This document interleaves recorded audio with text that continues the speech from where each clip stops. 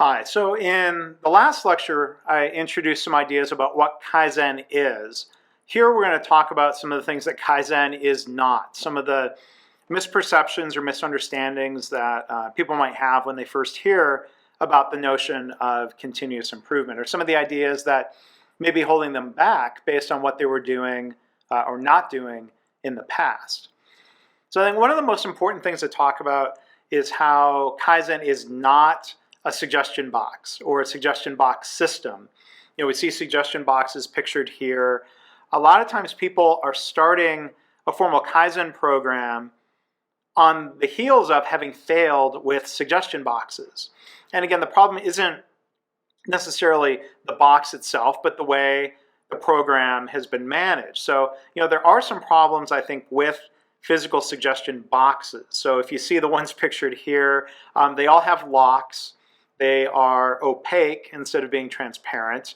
And then there's the behaviors that come along with suggestion boxes. People put a suggestion into the box. They're usually not prompted, as we will do here in Kaizen, to talk about the problem. It's just, what do you suggest? The idea sits in the box for a really long time, weeks or months or sometimes longer. That's not what happens in a Kaizen approach. And then these ideas get funneled to some sort of committee. It might be a group of managers, it might be a group of senior leaders, and then typically 2 or 3% of ideas get approved, and then people are allowed to go and work on them. These suggestion committees rarely go and talk to the people who have the idea. They rarely go to the site, to the workplace, to the quote-unquote Gemba, as it's called in Lean. This becomes very discouraging and disheartening. People have put an idea in the box. They don't hear anything back. They don't get a fast response, and most of their ideas get rejected.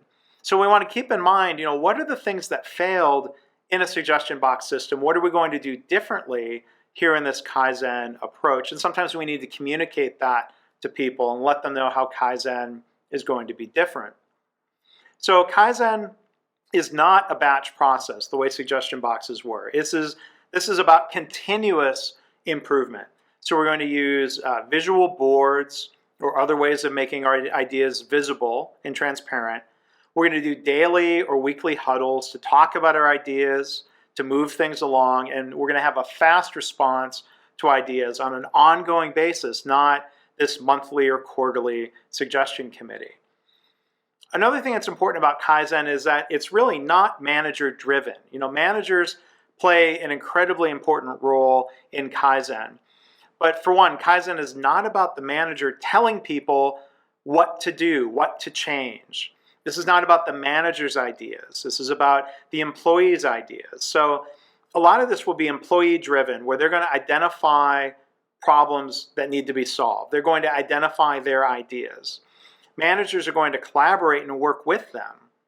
Managers play an important role in setting goals, of letting people know, here's what we need to improve in terms of goals and measures. Now, what are your ideas to go make that happen?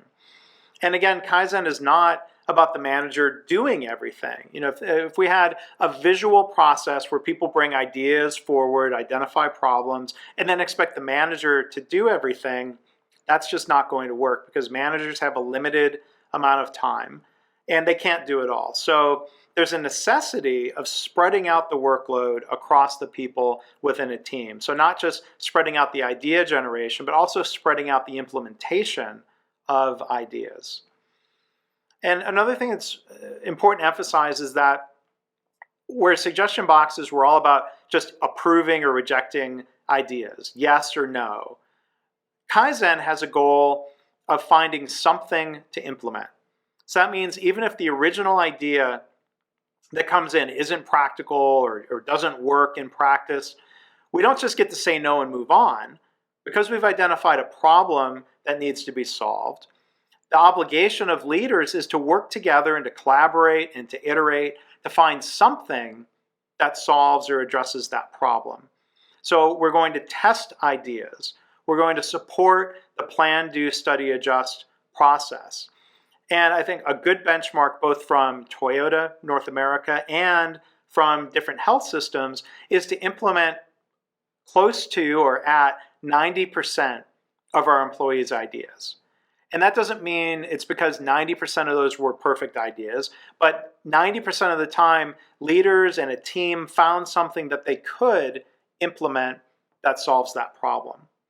2 questions. 1, if you've had a suggestion box system, why was it ineffective? Let's talk about that.